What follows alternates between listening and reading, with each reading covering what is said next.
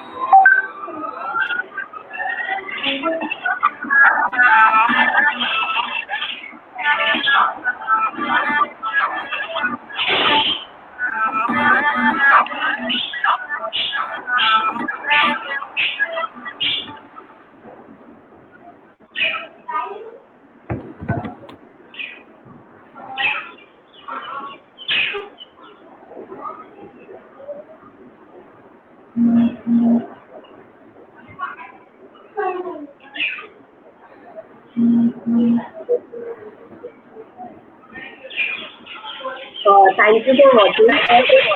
तो क्वेश्चन ही यही है कि और कौन सी एक्टिविटीज है जो इंडिया में होती है, एडवेंचर एक्टिविटीज? वीडियो को छोड़ के अगर बोला जाए तो कई सारी होती है, और स्पेशली मुझे बात करना बहुत अच्छा लगेगा कि संदान में जो जाइंट स्विंग की वीडियो थी, वो अभी फिलहाल 3 साल से स्टार्ट हो गई थी। काफी नया एक्सपीरियंस था जाइंट स्विंग का पूरे महाराष्ट्र के लिए, मतलब हम बोल सकते हैं कि ये नया एक्सपीरियंस था। एनीवेज, इसके पहले जाइंट स्विंग होता था लेकिन इंडिया में इस तरह से और नेचुरल स्पॉट पे नहीं होता था। बंजी जंपिंग की भी यही बात है। बंजी जंपिंग का जैसे कि हमने वीडियो देखा यहाँ पे ऋषिकेश में, जो कि आर्टिफिशियल सेटअप पे क्रिएट किया था। और तीसरा जो था वो हैंगिंग कैंप। हैंगिंग कैंप का भी बाहर में कई सारी जगह पे होता था, और हमारे यहाँ पे एज अ क्लाइंबिंग के लिए जो हम बड़े बड़े वॉल्स और पिनाकल क्लाइंबिंग करते तो उसमें क्लाइंबर्स यूज करते थे। लेकिन वो एक्सपीरियंस एज अ पार्टिसिपेट को कैसे देना है और उसको क्या मजा आता है उसमें, इस पॉइंट ऑफ व्यू से हमने स्टार्ट किया था हैंगिंग कैंप। ये भी काफी अच्छा एक्सपीरियंस है, टेंट में जाके रहना, एक रात बिताना और ऊपर आना, या फिर अलग एक्सपीरियंस है क्योंकि वैली नीचे रहता है और आपके और वैली के बीच में छोटा सा टेंट का टुकड़ा रहता है, उसके अंदर आप स्टे रहते हो, काफी कोजी जगह रहती है। ये भी काफी बढ़िया है, और ये सभी एक्सपीरियंस एज अ इंस्ट्रक्टर हमने लिए थे, as a outdoor adventure expert हमने फील किया था। लेकिन पार्टिसिपेट को ये देना काफी मतलब हमारा चैलेंज भी था और मजा भी आया इसमें। अभी भी ये कैंप्स चालू रहते हैं। संदान में जाइंट स्विंग का थोड़ा इशू हो रहा है, लेकिन वो भी क्लियर हो जाएगा क्योंकि वो परमिशन और ये सब को लेके, और ये भी एक बाद में पार्टिसिपेट्स को एंजॉय करने मिलेगा जरूर। Sure, thank you. इंडिया में एडवेंचर एक्टिविटीज कितने सेफ है? हम बोलते हैं कि वर्ल्ड में तो बहुत अच्छी होते हैं, उधर बहुत सेफ्टी है, पर इंडिया की बात करें तो इंडिया में कितनी सेफ्टी है? इंडिया में बोला जाए तो मैं सिंपल बोलना चाहूंगा, इंडिया में रास्ते पे गाड़ी चलाना कितना सेफ है। तो ऐसा ही आंसर तकरीबन इसका भी होता है। अगर हम सेफ्टी से एज अ अभी मैं बात करूंगा दो पॉइंट ऑफ व्यू से। पहला तो as a organisation, as a outdoor expert मैं क्या कर रहा हूँ, कितनी सेफ्टी में प्रिकॉशन ले रहा हूँ हर एक एक्टिविटी में। और दूसरी बात होती है कि एज अ पार्टिसिपेट मैं अगर कहाँ पे जा रहा हूँ तो मैं क्या देख रहा हूँ ऑर्गेनाइजेशन में, उतना उनका एक्सपीरियंस है या नहीं, उतने उनके कोर्सेज किए हैं या नहीं, ये सभी चीज़ों का अगर हम ध्यान रखेंगे तो काफ़ी अच्छे से एक्टिविटी रन होती है। और दूसरी सबसे मेन बात है, सब इम्पोर्टेंट पॉइंट यही है कि हम एज अ आउटडोर एक्सपर्ट हम कितनी सेफ्टी ले रखते हैं। मतलब एज अ ऑर्गेनाइजेशन हम अगर कोई भी एक्टिविटी रन कर रहे हैं, भले वो ट्रेक भी हो, ट्रेक में भी हमने देखा रहेगा कि एक्सीडेंट होते हैं। सो कितनी सेफ्टी है हम ये मेजर नहीं कर सकते, लेकिन अभी देखा जाए तो कई सारे ऑर्गेनाइजेशन में इस तरह से गाइडलाइन आ रही है और वो हम सभी लोग फॉलो कर रहे हैं, एज अ पार्टिसिपेट भी वो लोग फॉलो कर रहे हैं, तो उसकी वजह से सेफ्टी बढ़ने चालू हो गई है। तो आपने अभी बोला कि गाइडलाइंस आ रही है, तो ऐसी क्या-क्या गाइडलाइंस है एज़ अ कस्टमर या एज़ अ क्लाइंट मुझे जाननी चाहिए? देखिए, अगर आप एज अ क्लाइंट जा रहे हैं कहीं पर भी, तो सबसे पहले ये देखिए कि आप जिस ऑर्गेनाइजेशन में जा रहे हो उसकी हिस्ट्री क्या है। मतलब हिस्ट्री में हमें ये देखना है कि वो जो भी इंस्ट्रक्टर है उन्होंने बेसिक कोर्स, जो कि सबसे माउंटेनियरिंग का एक बेस लेवल है। फर्स्ट क्लास मानी जाती, हाँ मेन डेफिनेशन मानी जाती है, तो वो किया है क्या नहीं, सर्च एंड रेस्क्यू एडवांस, उसको आगे के कोर्स अलग बात है, लेकिन ये सबसे मेन बात है। बाद में रेशो वो कितना है, अगर पार्टिसिपेट 50 है और 2 ही इंस्ट्रक्टर जा रहे हैं तो ये गलत है। सो रेशो भी मैटर करता है, सो दैट कि वेल मैनेज हो। अगर ट्रेक भी है, हम नॉर्मल एक्टिविटी नहीं लेंगे, हम ट्रेक ही लेंगे, तो ट्रेक में भी हर 10-11 पार्टिसिपेट के पीछे एक इंस्ट्रक्टर रहना जरूरी है। बाद में किस तरह से वो फैसिलिटी दे रहे हैं और क्या क्या बोल रहे हैं, मतलब क्या क्या कवर अप कर रहे हैं, मतलब उनका शेड्यूल किस तरह है, लंच तो टाइम पे हो रहा है या नहीं हो रहा है। नहीं तो कभी कभी कैसे होता है कि हम सुबह निकल रहे 11 बजे, लंच ऊपर में पहुंच के करेंगे, तो ऊपर में पहुंचने में कितना टाइम लगेगा ये सब पता होना चाहिए। अगर हम ये ठीक से देखेंगे एज अ क्लाइंट कि किस तरह शेड्यूल भी रन हो रहा है, तो उसके वजह से कई सारे रिस्क फैक्टर जो है वो कम हो जाता है।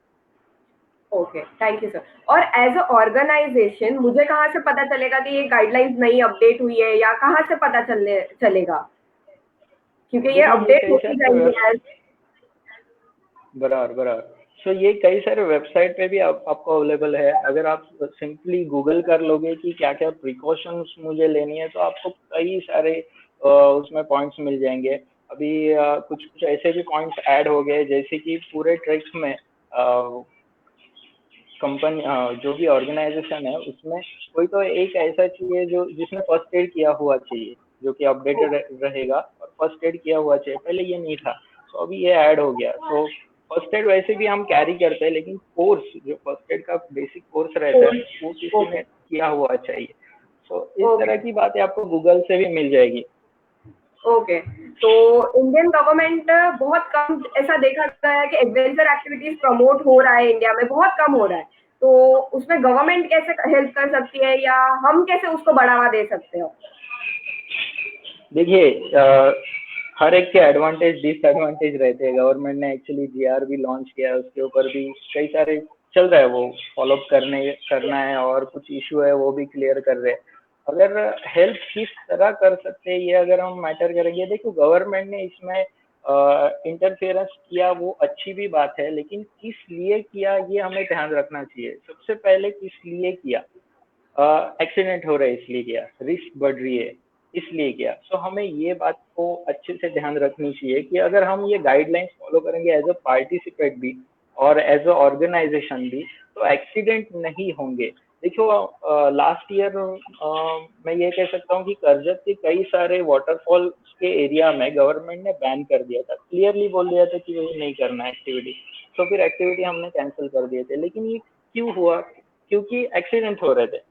सो गवर्नमेंट ये नहीं देखेगी कि आप किस तरह क्या इक्विपमेंट यूज कर रहे हो, क्या सेफ्टी लाइन फॉलो कर रहे हो, गवर्नमेंट डायरेक्टली बैन कर देते हो, उनकी साइड से वो बराबर है। लेकिन ये हम ही नौबत ला देते हैं गवर्नमेंट को कि इस तरह के एक्शन लेने के लिए। सो हमें ये सब देखना चाहिए कि एक्सीडेंट ना हो, एज अ पार्टिसिपेट भी एज अ इंस्ट्रक्टर भी। इस वजह से फिर हम हेल्प कर सकते हैं गवर्नमेंट।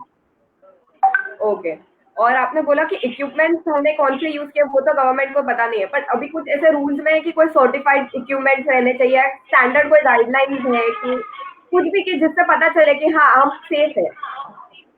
बराबर। इसमें स्टैंडर्ड गाइडलाइन जो कि पहले से है, माउंटेनियरिंग फील्ड में ये यूज होती थी। हम जो भी इक्विपमेंट यूज करते हैं वो यूआईएए सर्टिफाइड होने चाहिए। यूनाइटेड नेशनल ये जो यूआईएए और सी सर्टिफिकेशन रहता है, तो उसमें क्या होता है कि सभी इक्विपमेंट टेस्टेड रहते हैं, और उसके बाद हम वो यूज करते हैं। सो हम ट्रस्ट कर सकते हैं। और ऐसा भी नहीं है, अभी 10 साल पहले मैंने अगर यूआईएए का कोई भी सर्टिफाइड इक्विपमेंट ले लिया, मैं यूज कर रहा हूँ। देखो हर एक इक्विपमेंट या किसी भी चीज की, हम कोई कार भी ले उसकी भी वैलिडिटी होती है, इवन मोबाइल जो भी है। सो हर एक चीज की वैलिडिटी होती है, वो मेंटेन करना चाहिए। उसका इक्विपमेंट लॉग हम फॉलो करते हैं कि कितने बार वो कैराबिनर यूज हुआ है, कहाँ पे यूज हुआ है। हर एक एक्टिविटी का अलग से रहता है, उसके प्रिकॉशंस रहते हैं, क्या क्या करने चाहिए। ये अगर हम फॉलो करेंगे अच्छे से, तो फिर हम इक्विपमेंट भी ठीक से यूज कर पाएंगे। और ये कुछ गाइडलाइन है उस इक्विपमेंट के बारे में। ओके। और कहीं बार देखा है कि रोप्स कहीं पे फटी हुई रहती है, तो उस सब चीज का भी कैसे ध्यान रखना चाहिए हमें? बिकॉज बहुत सारी बार इक्विपमेंट बहुत बार यूज हो जाते हैं, तो वो but of after a time हमको चेंज करने पड़ते हैं। तो उसके लिए क्या है? बराबर। देखो यूआईए ने तो क्लियरली ये कहा है कि अगर आप नया रोप ले रहे हो, नया रोप जो कि एक भी बार यूज नहीं किया है, तो उसकी शेल लाइफ जो है वो 10 years ही है। मतलब हम अगर यूज भी नहीं कर रहे फिर भी 10 साल ही उसकी वैलिडिटी है। हम कवर्ड में रख रहे, वॉलड्रॉप में रख रहे, उसको यूज नहीं कर रहे फिर भी, इसका मतलब हम अगर उसको एक भी बार यूज कर रहे हैं, इसका मतलब उसकी वैलिडिटी खत्म होने जा रही है। सो हमें जो भी हम इक्विपमेंट लेते हैं यूआईए की, उनके बड़ा सा बुकलेट आता है। जिस तरह हम कुछ भी चीजें लेते हैं, मैनुअल आता है, उस तरह से बुकलेट आता है। उसमें क्लियरली मेंशन रहता है कि ये इक्विपमेंट कितने साल तक आप यूज कर सकते हो। नॉर्मली शेल लाइफ जो बोलते हैं हम, मतलब यूज नहीं किया फिर कवर्ड में रख दिया, उसकी 10 ईयर की शेल लाइफ रहती है। और हम अगर बातें करेंगे कि पर्टिकुलर रोप के बारे में, अगर एक्टिविटी करते हो रोप को कुछ डैमेज हो रहा है, कितना हो रहा है, तो क्या करना चाहिए। देखो ये हम एक्सपीरियंस से भी बोल सकते हैं। मतलब कई बार ऐसे हो जाता है कि आपको रोप अच्छा दिखाई देता है, लेकिन रोप के दो पार्ट होते हैं, एक इनर रहता है, एक आउटर रहता है। सो आउटर उसका अच्छा रहता है, लेकिन इनर साइड में कई सारे डैमेजेस हुए रहते हैं। सो ये आपको हर टाइम एक्टिविटी होने के बाद आपको चेक करना है, उसके बाद ही आपको ठीक से कवर्ड में रखना है। अगर कुछ आपको लग रहा है ये डैमेज है, तो उसको तुरंत डिस्कार्ड कर देना है। और ये अगर हम करेंगे तो सॉरी, ये अगर हम करेंगे, एक मिनट, या सो उसी तरह से हम प्रिकॉशन रख सकते हैं। ओके। तो एज अ पार्टिसिपेंट मैं अगर जा रही है, तो अगर मैं बहुत डरी हुई है, तो आप उनको पहले कन्विंस करते हो, किस हिसाब से कन्विंस करना पड़ता है कि कितना सेफ रहेगा उनके लिए फॉर द फर्स्ट टाइमर? ये कई बार काफी अच्छा क्वेश्चन है। ये कई बार होता है कि हम लाइन पे खड़े होते हैं, अगर रैपलिंग की बात करने जाए तो डरते हैं लोग। एक्चुअली हाइट देख के डर लगता है हमें, हम उसी फील्ड में हैं, सो हमें कुछ नहीं लगता, लेकिन लोग इसलिए तो इसे एडवेंचर बोलते हैं बरा। तो श्योर। जब भी आप लाइन पे खड़े हो और इस तक पार्टिसिपेट जा रहा है, डर रहा है, तो मेरे हिसाब से ना हमें एक रूल फॉलो करना चाहिए, जो कि है कि जितना पार्टिसिपेट डरेगा, जितना हम पे चिल्लाएगा, हमें और कामली बात करना है। सो ये मैं बेसिकली फॉलो करता हूँ। मोस्टली मैंने ये देखा है कि इंस्ट्रक्टर बाद में, देखो 5 मिनट हो गया, 10 मिनट हो गया, पार्टिसिपेट उतर ही नहीं रहा है, डर रहा है, तो बाद में ना हम हाइपर होने लगते हैं, और उस हाइपर के वजह से गलतियां होने के भी चांसेस है। तो मैं सबसे ये कहना चाहूंगा, जो भी इंस्ट्रक्टर ये देख रहे हैं, कि अगर पार्टिसिपेट जा नहीं रहा है तो हमें हाइपर नहीं होना है, हमें और कामली बात करना है उनके साथ। अगर आप जितना कामली बात करोगे, तो फिर उनको भी अच्छा लगेगा, उनको भी थोड़ा सपोर्ट लगेगा, और आप एक्टिविटी अच्छे से कर पाओगे।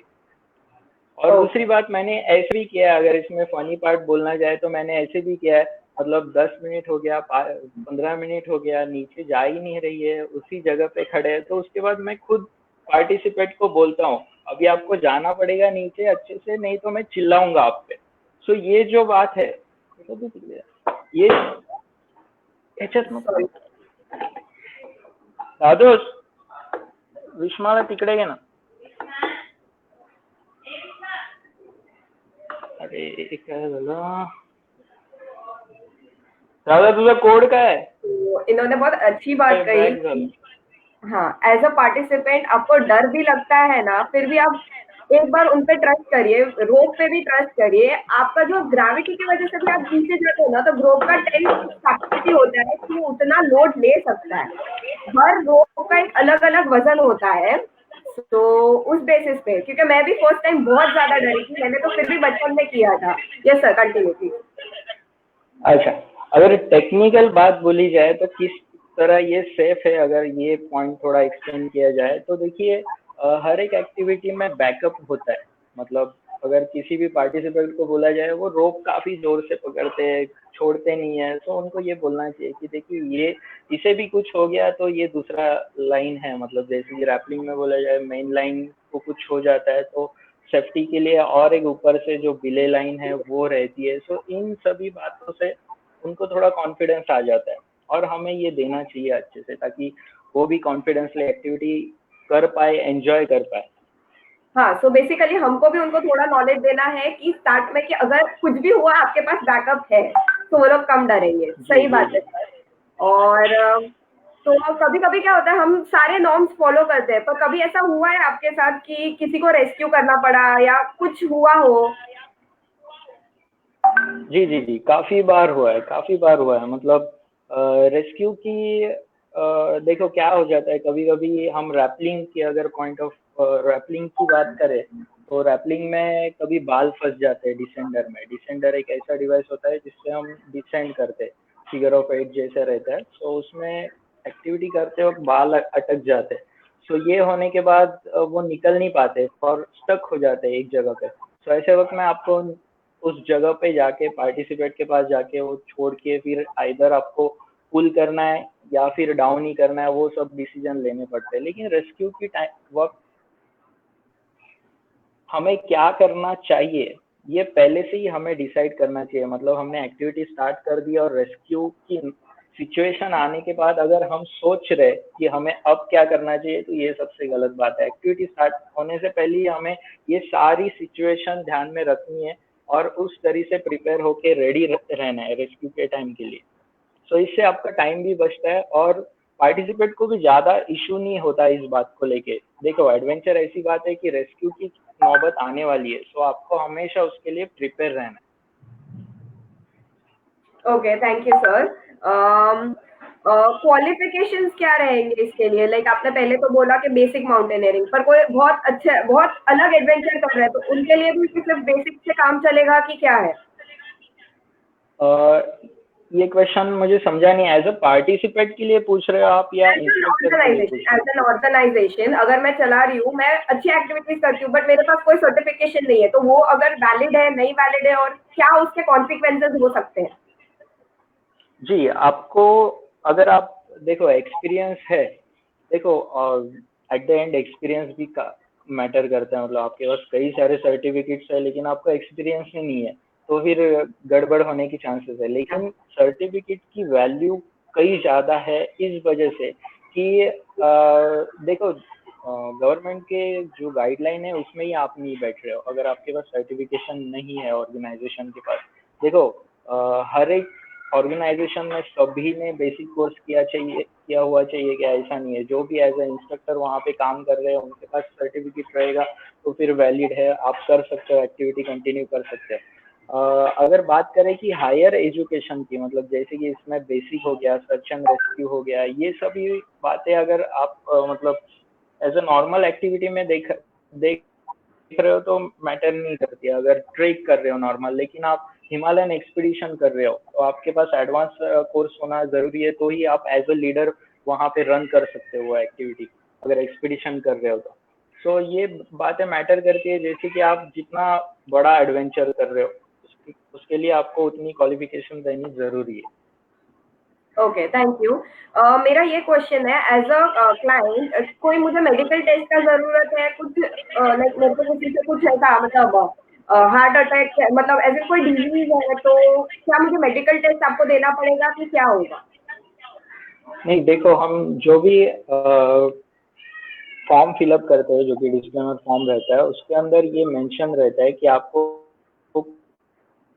किसी भी तरह की अगर हिस्ट्री है आपको, तो वहाँ पे आपको क्लियरली मेंशन करना है। जैसे कि अगर अस्थमा है मुझे, तो फिर मुझे वहाँ पे मेंशन करना है मेरी हार्ट अटैक की गोलियां, मतलब डायबिटीज की गोलियां ये सब चालू है, तो कोई भी हिस्ट्री है, एलर्जी है किसी चीजों से, तो ये हमें मेंशन करना है कंपलसरी। उससे बेनिफिट ये होता है कि ऑर्गेनाइजेशन को समझ में आता है कि हाँ, अपने पूरे ग्रुप में 2 लोग ऐसे जिनको अस्थमा है, सो वो मेक श्योर करेंगे कि हमें वो एस्पिरिन पंप साथ में रखना है। सो इस तरह की बातें है। इसमें मैं एक फनी पार्ट बोलना चाहूंगा कि हमने कैंप किया था, कहाँ पे किया था, जंगल कैंप की था कोई, तो एग्जैक्ट मुझे प्लेस नहीं पता। वहां पे हमारे पास एक ऐसा बंदा था जिसको रात को चलने की आदत थी। सो उसने वो मेंशन नहीं किया था और रात में वो चल रहा था। हमारे इंस्ट्रक्टर ने दूसरे दिन उसे मतलब समझ में आया, दूसरे दिन दिख गया कि ऐसे चल रहा है करके। सो ये छोटी सी बात है कि रात को चलना क्या मेंशन करना है, सो लोग करते नहीं है लेकिन उसकी वजह से एक्सीडेंट हो सकते हैं। सो क्लियरली ये सभी बातें हमें मेंशन करनी है। इवन एलर्जी है किससे, तो ये भी मेंशन करना है। ओके। एज अ मैं अगर कोई हाई एल्टीट्यूड ट्रेक्स या उधर उधर एडवेंचर करने जा रही हूँ, तो एल्टीट्यूड सीकनेस के जो सिम्टम्स रहते हैं, वो सिर्फ ऑर्गेनाइजेशन तक ही वैलिड रखने हैं कि हमको भी थोड़े जानने हैं एज अ क्लाइंट या कुछ? नहीं, आपको भी जानने हैं, ये बेटर रहेगा। देखिए हम जो भी करते हैं तो पहली तो रिस्पॉन्सिबिलिटी मेरी खुद की है, मुझे संभालने की। मैं एज अ क्लाइंट कहीं पर भी जा रहा हूँ तो मैं पूरी 100% उनके भरोसे नहीं जाऊंगा। मैं सोचूंगा कि मेरी मेडिकल कंडीशन कैसी है, मेरी हेल्थ कैसी है। अगर हाई एल्टीट्यूड ट्रेक के बारे में बोला जाए तो कई सारी चीजें हैं। हाई एल्टीट्यूड ट्रेक करने से पहले हमें योगा करना चाहिए, मतलब प्रिपरेशन के हिसाब से अगर मैं सोचूंगा तो। यस। और उसके हाई एल्टीट्यूड सिकनेस के जो भी सिम्टम्स है, जैसे कि हमें सिर दुखने लग जाता है, सबसे नॉर्मली यहाँ से स्टार्टिंग होती है। डिहाइड्रेशन होता है। सो ये बात एक क्लाइंट को पता होनी ज़रूरी है। और दूसरी बात, हम जब भी ग्रुप्स को स्टार्ट करते हैं उसके पहले ऑर्गेनाइजेशन में ये सभी बातें डिस्कस करनी ज़रूरी है। हमने अभी last to last year EBC में गया था, तभी हर दिन रात के टाइम पे जब भी हमारा दिन वो खत्म हो जाता था ट्रेक का, रात के टाइम पे हम सभी ने कितना पानी पिया और उनका ऑक्सीजन लेवल कितना है ये सभी चेक करते थे। उससे बेनिफिट ये होता था कि लोगों को भी पता चलता था कि हाँ, मैं आज के दिन में तो मेरा ऑक्सीजन लेवल बराबर है, मैंने पानी भी बराबर पिया है। सो ये प्रिकॉशंस है कि मतलब ओरली करने से बेहतर कुछ इस तरह से हम करेंगे तो उससे और भी बेनिफिट होता है और अवेयरनेस बढ़ता है। हम यही चाहते हैं कि अवेयरनेस भी बढ़े, मतलब हम बार बार ऑर्गेनाइजेशन के साथ ही जाएंगे, उससे अच्छा कि खुद भी अवेयर हो जाए, दूसरों को भी अवेयर करे। और कहीं भी कुछ भी रिस्क हुआ तो हम कैसे तुरंत ही, मतलब देखो अगर इतने सारे जन है, कुछ भी एक भी कुछ छोटी सी चीज हो जाती है तो हम सब एकदम हाइपरटेंस हो जाते हैं एज अ मतलब ऑर्गेनाइजेशन भी और एज ये भी, तो उसको कैसे डील करने का, बिकॉज बहुत सारे सबसे पहले, बोलते हाँ रहेंगे कि ये हाइला हाइला हाइला, वो सब चीजें होती है। बराबर, इस तरह की कई सारी चीजें होती है कि इसमें डिसीजन नहीं ले पाते। हर कोई बोलता है कि ये करना चाहिए, वो करना चाहिए, क्लाइंट के अलग से चालू होता है और ऑर्गेनाइजेशन टीम के अलग से प्लानिंग रहती है। सो ऐसे वक्त में पहले तो ऑर्गेनाइजेशन को प्रिपेयर रहना चाहिए कि वर्स्ट केस सिनारियो में कौन डिसीजन मेकर है, कौन डिसीजन लेगा। और उस तरीके के, देखो अगर रेस्क्यू हो रहा है और मैं अगर ऑर्गेनाइजेशन में अगर 5 मेरे इंस्ट्रक्टर है, उसमें अगर मैं माउंटेन रेस्क्यू में एक्सपर्ट हो तो एनीवेज मैं लीड लूंगा वहां पे। अगर मेडिकल, मेरे साथ अगर कोई डॉक्टर है या फिर फर्स्ट एड किया हुआ कोई बंदा है जिसको उसके रिलेट में ज्यादा है तो वो लीड लेगा। और सबसे पहली बात तो क्लाइंट को, बाकी के क्लाइंट को इससे दूर रखना है। ये मेरा एक्सपीरियंस कहता है। अगर हम उनको भी इन्वॉल्व करेंगे तो काफी सारे सजेशन आते हैं और उससे डर जाते हैं लोग। तो उनको दूर रखना है। अगर हो सकता है तो आप अपना जो इवेंट है वो कंटिन्यू रखें और जिस भी पार्टिसिपेट को प्रॉब्लम है उसको साइड में लेके जाए। और अगर डॉक्टर के पास लेके जाना है तो उस तरीके की आप कोशिश कीजिए, उससे वो अच्छा रहेगा। अगर हम इन्वॉल्व करेंगे तो एनीवेज वो chaos होने वाला है सब। ओके, ये तो ठीक है। अभी मेरा नेक्स्ट क्वेश्चन है कि अगर कोई नेचुरल कैलामिटी हो गई, जैसे अगर हम वाटरफॉल रैपलिंग में जा रहे हैं, बहुत ज्यादा बारिश हो गई जहाँ पे उसका फ्लो बढ़ गया, तो बहुत सारे चांसेस है कि लग जाए किसी को, तो ऐसे टाइम पे एज अ ऑर्गेनाइजेशन क्या करना चाहिए? ऐसे टाइम पे एज ऑर्गेनाइजेशन, देखो मेरा तो यही कहना रहता है कि बड़े बड़े जो माउंटेनियर्स भी रहते हैं उनका सिर्फ मतलब 8,000 पीक क्लाइम करने को जाते हैं और सिर्फ 100 फीट बाकी रहता है वो निकल के आ जाते हैं क्योंकि क्लाइमेट खराब है उनका कहना। और यूनिवर्सल अगर बोला जाए तो यही है कि माउंटेन वहां पे ही रहने वाला है, हम बाद में आ सकते हैं। तो यही बात है, रिस्क कभी भी नहीं लेना चाहिए। अगर आपका जो पॉइंट था वाटरफॉल रैपलिंग के सिचुएशन में, देखो वाटरफॉल कल भी होने ही वाला है, आज पानी ज्यादा है तो हम कल करेंगे। तो ये म्यूचुअल अंडरस्टैंडिंग में होना चाहिए कि चलो 10 पार्टिसिपेंट हो गए अच्छे से, अभी और 20 बाकी है तो हम उनको बोलना चाहिए स्ट्रिक्टली ये नेचुरल कैलामिटीज है, पानी बढ़ रहा है और हम रिस्क कतई नहीं लेंगे। और सभी को ये, देखो एनीवेज एक हाथ दूसरा कोई रहेगा जो बोलेगा कि मुझे नहीं करना ही है, मुझे बाद में नहीं चांस मिलेगा। तो ये हम्म। म्यूचुअल अंडरस्टैंडिंग में सॉल्व होना चाहिए। और मेरे हिसाब से बातें अगर हम ठीक से बात करेंगे क्लाइंट से और सामने दिखाई दे रहा है, मेरे साथ भी ऐसे कई बार हुआ है कि हम गए वाटरफॉल रैपलिंग के लिए लेकिन एक भी पार्टिसिपेट कर नहीं पाया एक्टिविटी क्योंकि पानी बहुत था। तो सब रिटर्न आ गए, हमने दो मतलब नेक्स्ट जो सैटरडे संडे था उसमें वो एक्टिविटी कर ली। तो ऐसे हम आराम से कर सकते हैं। ओके, तो अभी तक एज ऑफ नाउ गवर्नमेंट ने कोई ऐसा सर्टिफिकेट दिया है कि हाँ आप अभी फुल ऑन वैलिड हो एडवेंचर के लिए, मतलब एडवेंचर करवाने के लिए, या एज ऑफ कुछ ऐसा गवर्नमेंट का है क्या कि सर्टिफाइड रहेंगे कोई कि क्या? ये प्रोसेस में चल रहा है अभी तक तो। अगर बोला जाए तो ऐसा कुछ नहीं है, मतलब सिंपल बोला जाए तो मैं, अगर मैंने कुछ कोर्स नहीं किया, कुछ नहीं किया, मैंने कई बार ऐसे देखा है कि हम लोग आज कई सारे ट्रेक कर लेते हैं, उसके बाद हमें लगता है कि मैं भी ऑर्गेनाइज कर सकता हूँ और मैं सोशल मीडिया पे पोस्ट डाल देता हूँ और लोग जमा करके मैं ट्रेक चालू कर देता हूँ। लेकिन एक्सीडेंट होने के बाद फिर मुझे समझ में आता है कि अरे मैं ठीक से नहीं वो कर पाया, कवर नहीं कर पाया। तो अभी तक देखा जाए तो गवर्नमेंट ने ऐसे कुछ भी सर्टिफिकेशन दिया नहीं है या फिर किसी ऑर्गेनाइजेशन को वैलिड किया नहीं है, लेकिन वो सभी प्रोसेस में है। गाइडलाइन एक बार फॉलो हो जाए उसके बाद सब प्रोसेस में रहेगा। ओके। और मैं ये पूछना चाहती हूँ कि लाइक एडवेंचर एक्टिविटीज तो अपन करते हैं, बट उससे क्या फायदा होगा? बिकॉज इंडिया में तो कभी बहुत सारे जन ऐसे हैं, इससे कुछ फायदा नहीं होगा तो छोड़ नहीं करते, तो ऐसा क्या ऐसा गेन करते हैं एडवेंचर एक्टिविटीज से? देखो, एडवेंचर एक्टिविटी मतलब ऐसा नहीं है आप अगर ट्रेकिंग कर रहे हो सो ऐसा नहीं है कि आप माउंटेन पे क्लाइंब करना सीखते हो, ये बात नहीं है। ये एडवेंचर ऐसी चीज है जो कि आपको डेली लाइफ में भी काफी यूज में आती है। एक तो सबसे पहले मेडिकल की बात की तो आपका फिजिकल फिटनेस अच्छा होता है। मैं इसको थोड़ा निग्लेक्ट करता हूँ, मैं सोचता हूँ ये तो जाने दो, आपको मेंटली स्ट्रेंथ काफी बढ़ाती है। मतलब मैंने ऐसे भी देखा है लोगों को कि 1 घंटा भी लाइट चली जाए वो फ्रस्ट्रेट हो जाते हैं, मतलब मोबाइल बंद है फ्रस्ट्रेट हो जाते हैं। लेकिन हम माउंटेन्स में जाते हैं 10-10 दिन बिना मोबाइल बिना लाइट के रहते हैं। सो हमें अभी अभी पता है कि मैं रह सकता हूँ। सो ये है मेंटली बात कि आप मेंटली काफी स्ट्रांग हो जाते हो, आप किसी जगह पे रुकते नहीं, कुछ भी प्रॉब्लम हो जाए आप सॉल्व करके निकल जाते हो आगे।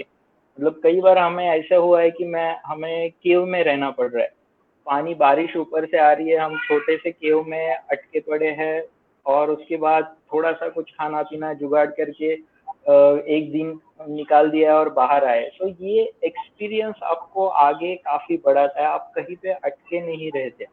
मतलब छोटे से प्रॉब्लम, अब देखो अब नेचर में जाओगे, बड़े माउंटेन बड़े चीज सब दिखाई देते तो उसके सामने आपके सभी प्रॉब्लम छोटे छोटे लगने लगते। सो मेंटली एडवेंचर करना, आउटडोर्स में जाना, जंगल में जाना, ये आपको मेंटली स्ट्रेंथ काफी देती है। सो मैं उस पॉइंट पे काफी जोर डालना चाहूंगा। ओके। और कई बार ऐसा होता है कि लोग नहीं बोलते हैं कि ये प्रॉब्लम से गुजरे, जैसे आपने बोला कि इसको रात को चलने का बीमारी था। तो कभी कभी क्या होता है उसकी वजह से, चलो ये छोटी एग्जांपल है, पर कभी कुछ बहुत बड़ा हो जाता है, तो एज अ ऑर्गेनाइजेशन मैं कैसे उस पर डील कर सकती हूँ? मतलब I should know the location कि किधर क्या है कि क्या। देखो सबसे पहले तो इसके लिए हमें काफी अलर्ट रहना चाहिए। जो भी इंस्ट्रक्टर है हमें हमें ध्यान रखना चाहिए। अगर हाई एल्टीट्यूड ट्रेक कर रहे हो, हम सिर्फ बोल रहे हैं पार्टिसिपेट को, 10 पार्टिसिपेट है, हाई एल्टीट्यूड ट्रेक है, और अगर हम सिर्फ बोल रहे हैं कि पानी पीते रहो पानी पीते रहो, उससे फायदा नहीं होने वाला। हमें देखना चाहिए कि इस पार्टिसिपेट ने आज के दिन में कितना पानी खत्म किया। इस तरह से हमें अलर्ट होना चाहिए, क्योंकि देखो हम ये जो प्रिकॉशंस ये सबसे बेटर है। हम जो भी प्रिकॉशन रखेंगे, अगर सह्याद्री में हम घूम रहे हैं तो हमें देखना है कि अगर स्लिपरी है, अभी मानसून में कई बार ऐसे हो जाता है कि मानसून ट्रेक में हमें देखने को मिलता है कोई गिर जाता है, हाथ पैर टूट जाता है। तो अगर ऐसी कहीं पे जगह है जहाँ पे स्लिप होने के चांसेस है, जैसे कि कलावंतीन वगैरह जैसे ट्रेक हो गए जहाँ पे स्टेप्स कटिंग किए हुए हैं, तो वहाँ पे रोप्स लगाना चाहिए। उस तरह की सेफ्टी लेनी चाहिए कि हमें एज ऑर्गेनाइजेशन ये ध्यान रखना है कि एक्सीडेंट होने ही वाला है। तो उसके लिए मुझे क्या प्रिपरेशन करनी है और उस तैयारी से जाना है। अगर उस तैयारी से जाओगे, रेडी होके जाओगे, तो फिर कई सारे आपके रिस्क फैक्टर कम हो जाते हैं। ओके। और कई बार क्या होता है, कोई किसी के डर की वजह से ही है ना यार, क्या कोई लोग बहुत डरे हुए रहते हैं इसलिए भी कभी एक्सीडेंट हो जाते हैं, या कोई लोग बहुत ज्यादा बोलते हैं ना जोश जोश में, मतलब कुछ नहीं होगा कुछ नहीं होगा, तो कभी भी एक्सीडेंट हो सकते हैं। तो उन लोगों को पहले काम कैसे करना है? बिकॉज अगर काम करेंगे तो उतना इंसिडेंट्स का चांसेस कम है। तो हाउ डू दैट कैन जी, हैपन? देखो इसमें अभी दो टाइप के, जैसे कि आपने डिस्कस किया, पहला टाइप ये था कि बहुत जोश वाले पार्टिसिपेट रहते हैं, बराबर। और दूसरा टाइप हो गया कि बहुत डरे हुए रहते हैं, पहली बार आए हुए रहते हैं या फिर डरे हुए बहुत रहते हैं। सो ये हमें दिखाई देते हैं इंट्रोडक्शन में, ये हमें समझ में आता है कि कौन जोश वाला है। देखो दोनों जो सिनारियो है वो गलत नहीं है, जोश है गलत नहीं है। सो पहले हम जोश वाली बात करते हैं। अगर ऐसे पार्टिसिपेट मुझे दिखाई दे रहा है कि बहुत जोश में है, हाँ सबको मस्ती कर रहा है जोश में है, सो हम लोग मोस्टली ये फॉलो करते हैं कि उस पार्टिसिपेट को साइड में लेके उसको बोलते हैं कि आपको लीडर बनना है, मतलब उसको काम को लगा दो, उसके उसके ऊपर जिम्मेदारी डाल दो। मतलब 2 ग्रुप डिवाइड हो गए, सो ये ग्रुप जो है वो आपको लीड करना है, ऐसे उसको बता दो। उसमें उसको ये बता दो कि आपको बहुत जोश दिखाई दे रहा है, आप एक काम कीजिए, आप इनको संभालिए, आप अच्छे से लीड कर पाओगे। देखो अगर हम हमारी ही थोड़ी सी जिम्मेदारी बांट दे इंस्ट्रक्टर में, या इंस्ट्रक्टर में नहीं सॉरी, ऐसे पार्टिसिपेट में जो काफी जोशीला है, तो वो एट द एंड वो उसका जोश कम हो जाएगा और हमें हेल्प मिल जाएगी। जैसे कि ये ये फॉर्मूला एक्चुअली स्कूल में फॉलो होता था, नहीं क्या, जो ज्यादा मस्ती करते थे उसको ही मॉनिटर बना दो, मॉनिटर बना दो। तो फिर वो, हाँ, वो शांत बैठेगा। तो ये इस तरह से जोशीले पार्टिसिपेट को हम काम कर सकते हैं। और बात हुई जो डर रहा है वो, सो डर रहा है उसके साथ हमें रहना है, ये बात हमेशा ध्यान रखो। अगर डर रहा है तो डरने की वजह से क्या हो जाता है, डीमोटिवेट हो जाते हैं। सो जो पार्टिसिपेट डर रहा है उसको मोटिवेट करते रहना चाहिए, सो उसके साथ हमें रहना है, ये बात हमेशा ध्यान रखो। Okay, there is a good news, Shivaji sir अभी ऑनलाइन आए हैं, तो we welcome Shivaji More sir. Sorry उनका टेक्निकल इशू नहीं आ पाए थे वो। शिवाजी मोरे सर चलाते हैं। रिपीट क्वेश्चन, साउंड बहुत कम आ रहा है। हाँ हाँ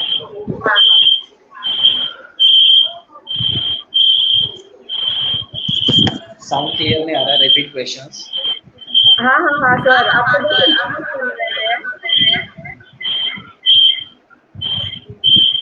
hello, I can't see your voice, so voice clear नहीं आ रहा है आप लोगों का। Just second.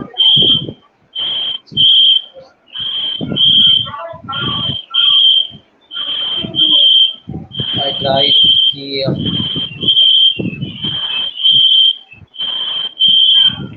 सर आपका दूसरा कोई डिवाइस आगे हुआ है ना, तो बंद कर दीजिए ना। Let's check it. नहीं, मेरे पास कुछ चालू नहीं है।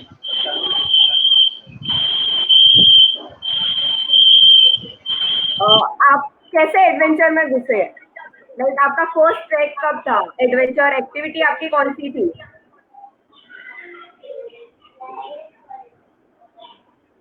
Sir am I audible? सुनाई दे रहा है? भक्ति, भूमि, मुझे क्लियर सुनाई दे रहा है, शिवाजी का शायद स्पीकर हाँ, बंद है, माइक और स्पीकर बंद है। माइक तो अभी उन्होंने बंद किया। सर मेरा आवाज सुनाई दे रहा है?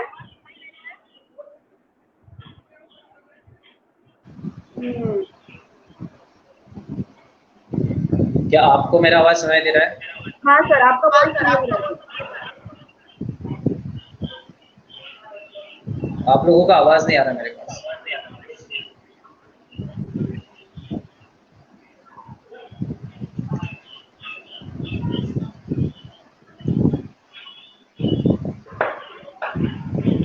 Hello,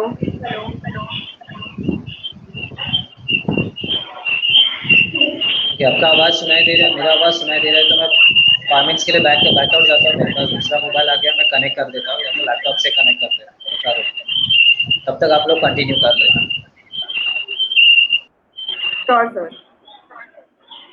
okay, sorry for the inconvenience. तो हाँ, तो हम थे कि हाँ, डरे हुए पार्टिसिपेंट को हम उनके साथ रहना चाहिए।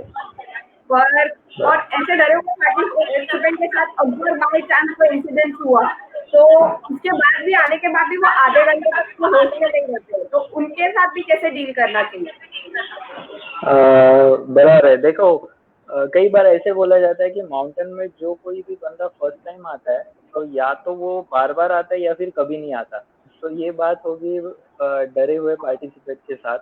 सो हमें देखो, हमें मोटिवेट करना चाहिए, उसको बेस्ट एक्सपीरियंस देना चाहिए। देखो माउंटेन को घुमा के लाना, कोई भी ट्रेक करवा के लाना, ये गाइड भी कर सकता है, लेकिन हम थोड़े से अलग है। सो हम अलग इसीलिए है ताकि उसको बेस्ट एक्सपीरियंस दे पाए। वहां पे हमें पता होना चाहिए कि देखो माउंटेन ट्रेक ट्रेक करवा रहे हैं तो सिर्फ चला के नहीं लाना है, हमें आजू बाजू की कई सारी चीजें बतानी है।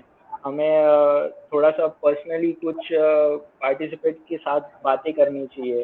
सो इससे क्या हो जाता है, वो टाइम अच्छा स्पेंड हो जाता है पार्टिसिपेट का, और एक बेस्ट मेमोरी मिल जाती है, एक मेमोरेबल इंसिडेंट होना चाहिए। उसके वजह से वो पार्टिसिपेट बार बार आते रहेंगे ट्रिप को, और हम ये नहीं चाहते कि वो हमारे साथ ही आए, हम ये चाहते हैं कि अवेयरनेस बढ़े, आउटडोर्स में निकले लोग।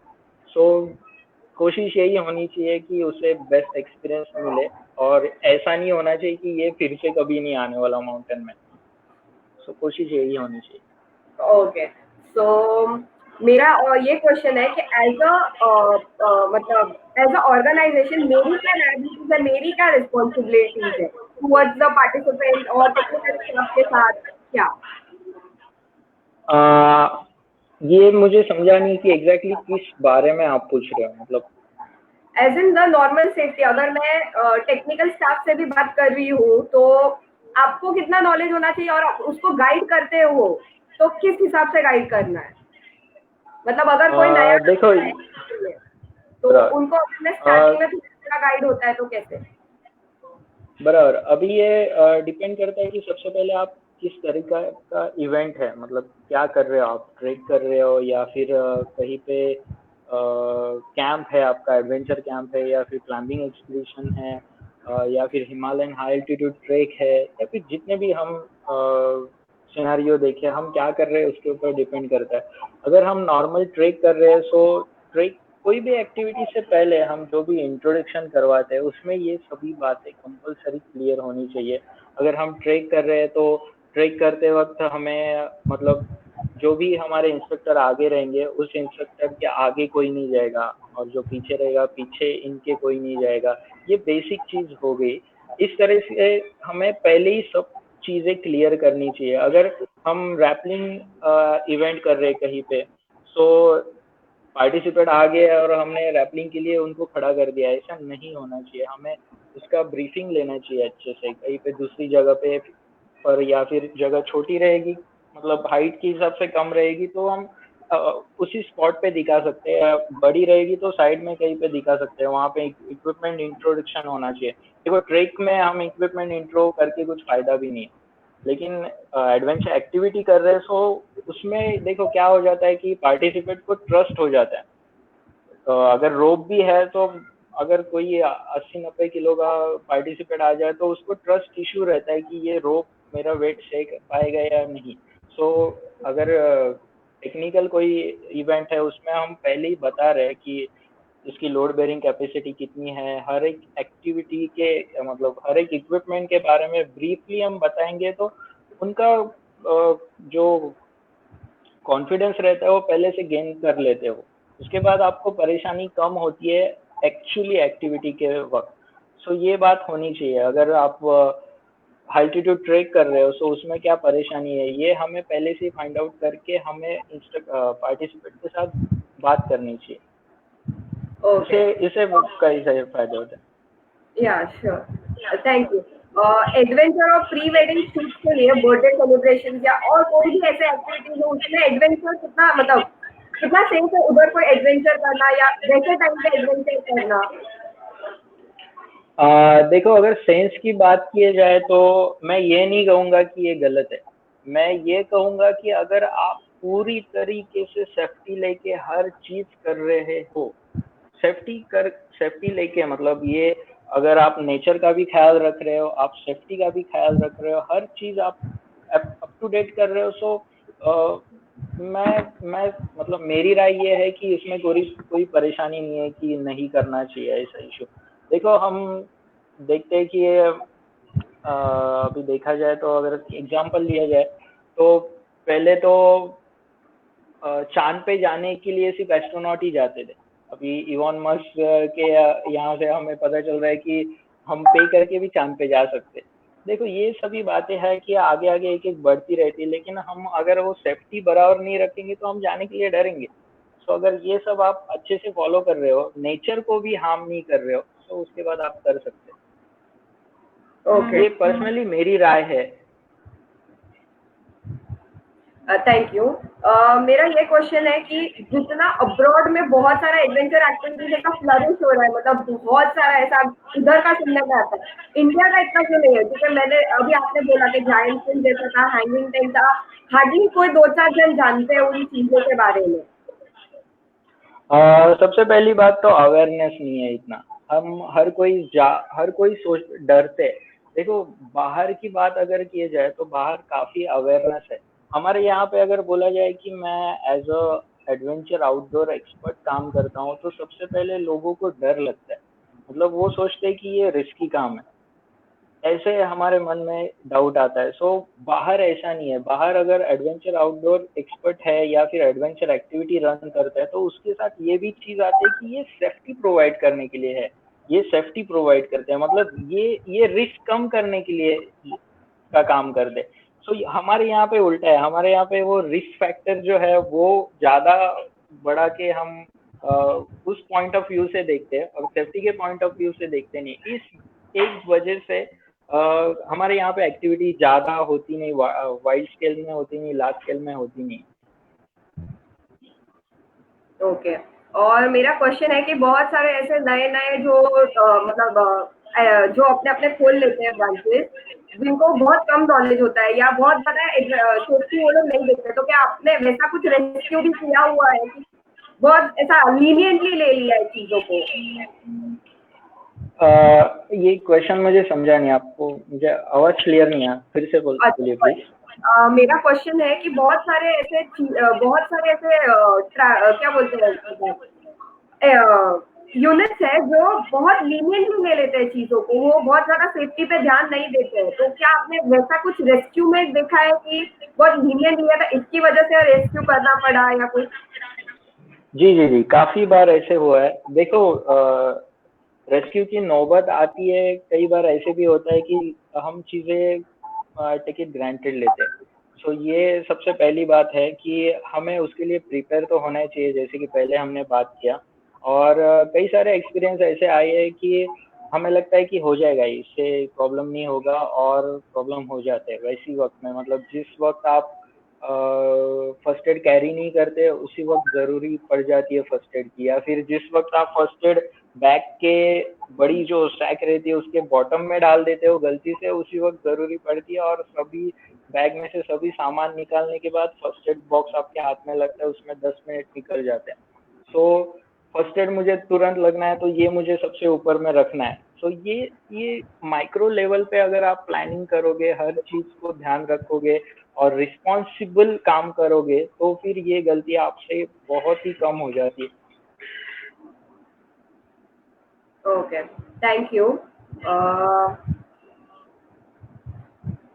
बहुत सारे इंडियंस है ना प्रेफर करते हैं कि बाहर जाके ही करना है, इंडिया में तो करना ही नहीं है। तो उनके लिए आप क्या बोलना चाहोगे कि कैसे उनको भी इंडिया में करवा सकते हैं अपन? जी, इंडिया में अभी काफी हमारा कैनवस काफी बड़ा है। सह्याद्री है इंडिया में, हिमालयज है इंडिया में। अभी देखा जाए तो 8000 पीक हमारे नजदीक ही है, नेपाल में ही है सबसे सबसे ज्यादा। तो इंडिया में एडवेंचर के लिए हमारे पास कैनवस बहुत बड़ा है। हम बहुत। बहुत कुछ कर सकते हैं, बहुत कुछ कर सकते हैं। इंडिया में डेजर्ट है, कोस्टल लाइन है, सह्याद्री है, बहुत कुछ है, बहुत कुछ है। सो इसके कैनवस बहुत बड़ा है, हम बहुत कुछ कर सकते हैं। सो बात यही है कि हमें देखो, हमारी जो पहली जनरेशन थी, एक मिनट, हमारी जो जनरेशन थी, जैसे कि अगर बोला जाए तो अ, मेरे पापा जो थे वो एज अ हॉबी ये फील्ड में करते थे। एडवेंचर ट्रेक, मतलब एक्टिविटी कम ट्रेक ज्यादा, एल्टीट्यूड ट्रेक ऐसे कुछ करते थे, एक्सपीडिशन करते थे। मेरी आवाज आ रही है आपको? सर नहीं आ रहा है, आपका वॉइस स्लो हो गया है। एक मिनिट दादा, अरे याचं काय झालं परत दादू? तो सर ने बहुत अच्छे से समझा दिया है, ऑलमोस्ट आधे से ज्यादा चीजें हमारी क्लियर है कि अगर हमको डर भी लग रहा है, जस्ट रिमेंबर कि जो ऑर्गेनाइजेशन है वो आपका कितना सेफ है, पहले उन पे ट्रस्ट करे एंड देन यू नो कि भाई कैसा चल रहा है। मतलब अगर ऑर्गेनाइजेशन ऑर्गेनाइजेशन कितने साल पहले से है, उसका क्या है क्या नहीं, एंड मेरा दूसरा भी सर ने ये भी कहा कि प्रॉपरली अगर ऑर्गेनाइजेशन सेट है तो आपके पास इक्विपमेंट्स है, आपके पास ऑलरेडी फर्स्ट एड बैकअप पहले से है। तो अगर, और सर ने ये भी कहा कि तुम एक्सपेक्ट करो कि बहुत गंदा से गंदा होगा, बट गंदे से गंदा अगर एक्सेप्ट करते हो, अगर होने वाला है ऐसा कुछ, तो जो नहीं, मतलब आप रेडी हो कि सबसे वर्स्ट डिजास्टर भी हो सकता है, तो भी आप रेडी हो कि नहीं कैसे करना है। सो या ओके, सो हाँ सर आ गए।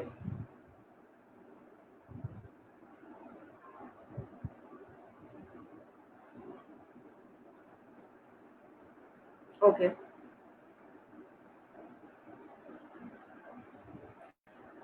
सर ने बहुत सारी चीजें अच्छे से बताई है कि अगर आप न्यू कमर हो तो भी आपको मोटिवेट हम कर रहे हैं, अगर आप न्यू कमर हो तो भी हम आपको मोटिवेट कर रहे हैं, अगर आप डरे हो तो भी हम मोटिवेट कर रहे हैं, एंड कभी कभी आप ओवर कॉन्फिडेंस की वजह से या एंजाइटी की वजह से भी हो तो भी आपको कैसे डील करना है वो चीजें।